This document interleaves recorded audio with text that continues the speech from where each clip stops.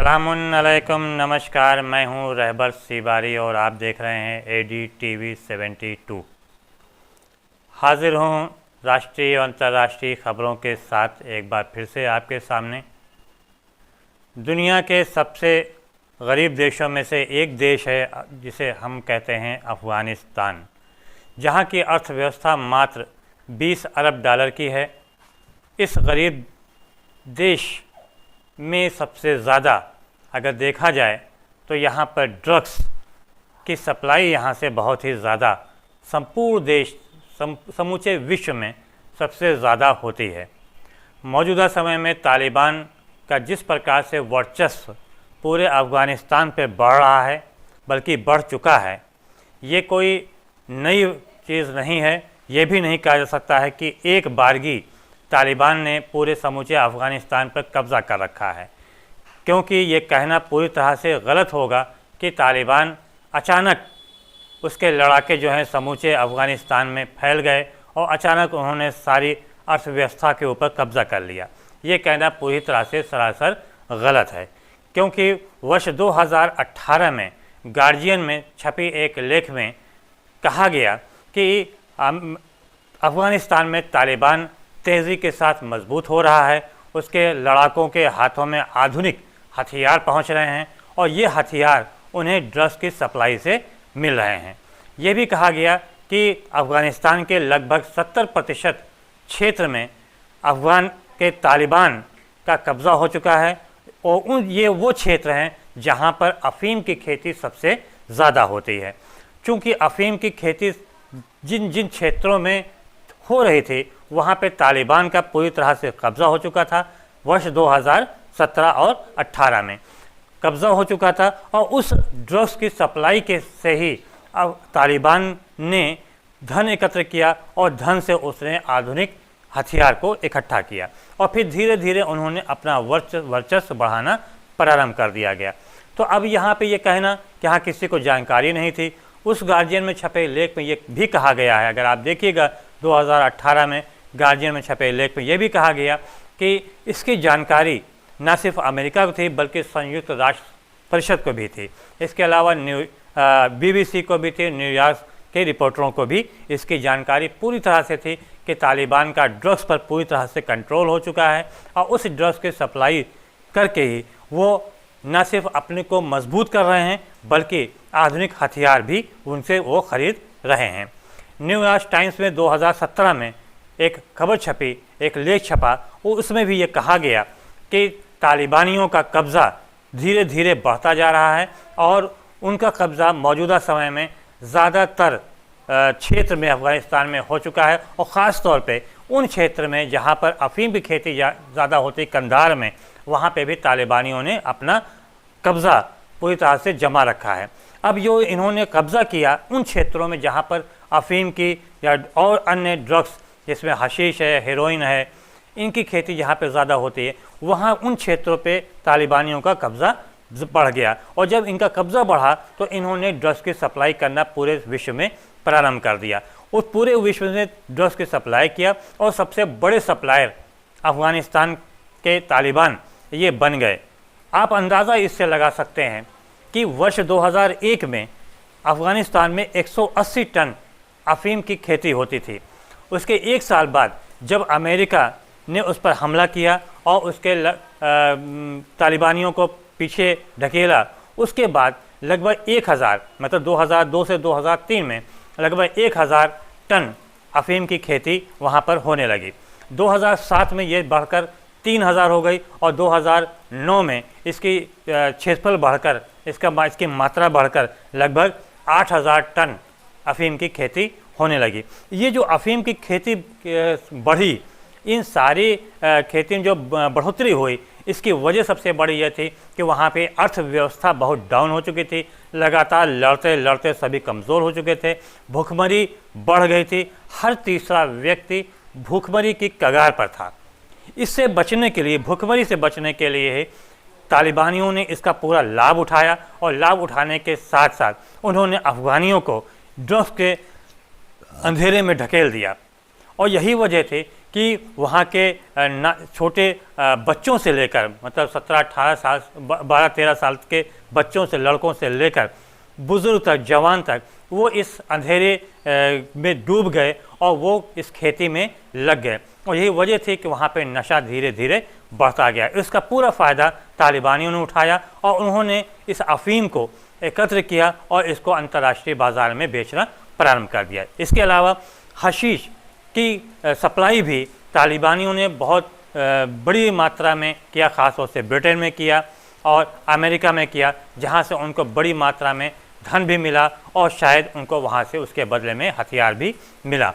तो अब ये कहना कि हाँ साहब हमको जानकारी नहीं थी, जो दुनिया वाले अभी कह रहे हैं कि हाँ जानकारी नहीं थी कि तालिबान इतनी तेज़ी के साथ उसका वर्चस्व बढ़ जाएगा, इतनी तेज़ी के साथ वो इतनी तेज़ी के साथ अचानक उसका अफ़गानिस्तान पर कब्ज़ा हो जाएगा और अमेरिकी सैनिकों को पीछे हटना पड़ेगा।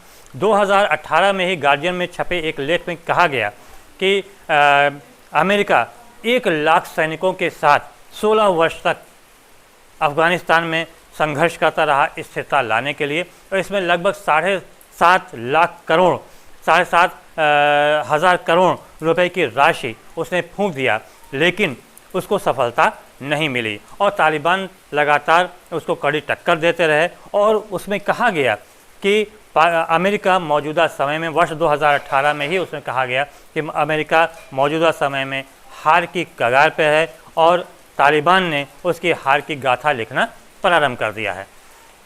अब जबकि तालिबान फिर से एक बार कब्ज़ा अफ़गानिस्तान पर कर चुका है और करीब करीब सब कुछ अपने नियंत्रण में कर चुका है, ऐसे में कहा जा रहा है कि तालिबान का 2.0 जो है ये काफ़ी सुधरा हुआ है, तालिबानी काफ़ी सुधरे हुए हैं। 2015 में प्रधानमंत्री नरेंद्र मोदी ने कहा भी था, गुड तालिबान बैड का तालिबान कुछ नहीं होता, तालिबान तालिबान होता है।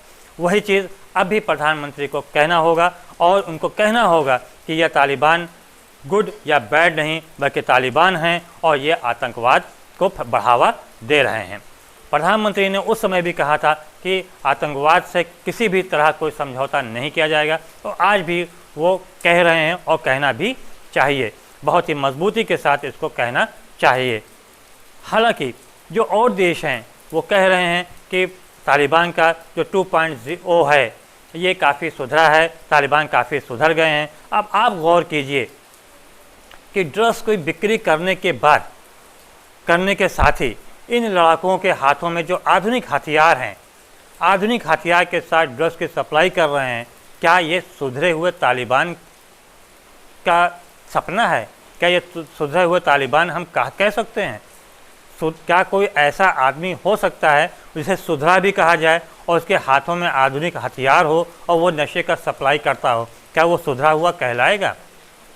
तालिबान तालिबान ही रहेगा, वो कभी भी सुधर नहीं सकता है। तो ऐसे में जो कहा जा रहा है कि काफ़ी सुधर चुका है, काफ़ी सुधार है, ये पूरी तरह से सरासर गलत है।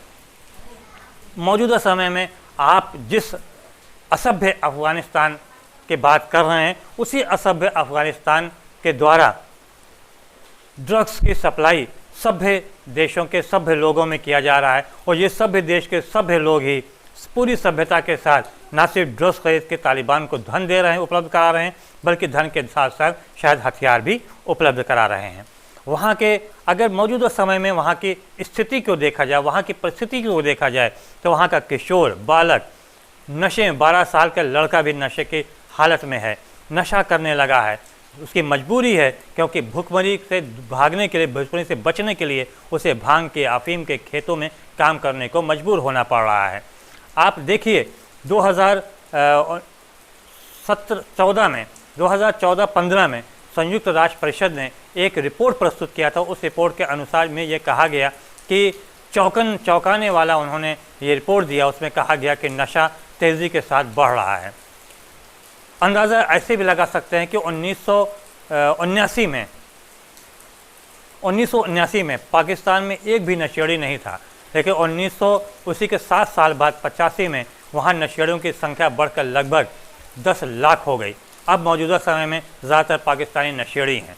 तो इसका मतलब हुआ कि ये नशे का कारोबार मौजूदा समय में अफ़गानिस्तान ख़ास तौर से तालिबान नशे का सबसे बड़ा सप्लायर बन चुका है और इसी नशे के ड्रग्स के सप्लाई के साथ साथ वो उसके पास आधुनिक हथियार उपलब्ध हो चुके हैं। अब ऐसे में क्या अंदाज़ा लगाया जा सकता है कि क्या तालिबान सुधर गया है, क्या तालिबान अब नए रूप में आ रहा है? लेकिन ऐसा नहीं है। आने वाला समय अफ़गानिस्तान के लिए अत्यंत ख़तरनाक है और यही वजह है कि जैसे जैसे तालिबानियों का वर्चस्व समूचे अफ़गानिस्तान पर बढ़ता जा रहा है, उनका नियंत्रण बढ़ता जा रहा है, वहाँ से ज़्यादातर लोग पलायन करते जा रहे हैं। ख़ासतौर वहाँ से नौजवान पलायन कर रहे हैं दूसरे देशों की तरफ और ये सोच भी नहीं रहे कि जो पलायन करके जा रहे हैं, देश छोड़ के जा रहे हैं, हज़ारों की संख्या में, लाखों की संख्या में जो लोग जा रहे हैं, उनमें ज़्यादातर 98% पुरुष भाग रहे हैं, लेकिन महिलाओं को वो उनके हाल पर छोड़ के चले जा रहे हैं। जबकि मालूम है कि तालिबान 2000 से पहले था, उस समय वहाँ की महिलाओं की हालत कितनी ख़राब थी। आने वाला समय भी वहाँ की महिलाओं के लिए हालत अत्यंत ख़राब होगी। अमेरिका के राष्ट्रपति ने कहा भी बीते दिनों कि अफ़गानिस्तान की स्थिति काफ़ी नाजुक हो रही है, तालिबानियों का कब्ज़ा वहाँ बढ़ता जा रहा है, वहाँ की महिलाओं के लिए हम सबको दुआ करनी होगी ताकि वो सुरक्षित रहें। लेकिन खाली दुआ करने से ये संभव नहीं होगा, क्योंकि वहाँ के सेनेटरी ने भी कहा, वहाँ के सांसदों ने कहा कि महिलाओं की सुरक्षा के लिए ठोस कदम अमेरिका को उठाना होगा। साथ साथ नाटो को भी एक ठोस कदम रणनीति तैयार करनी होगी ताकि अफ़गानिस्तान में महिलाओं को किसी प्रकार की कोई समस्या ना हो, उनको उनका पूरा अधिकार मिल सके।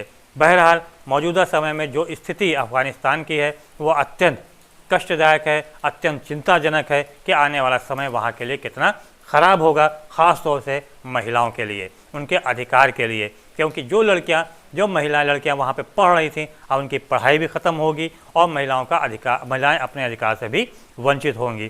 तो ऐसे में जो संयुक्त राष्ट्र परिषद है उसको चाहिए कि वो गंभीरता दिखाए, ठोस कदम उठाए ताकि और महिलाओं को उनका अधिकार दिलाए।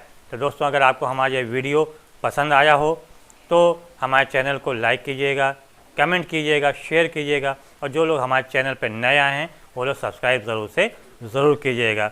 शुक्रिया, धन्यवाद, जय हिंद, जय भारत।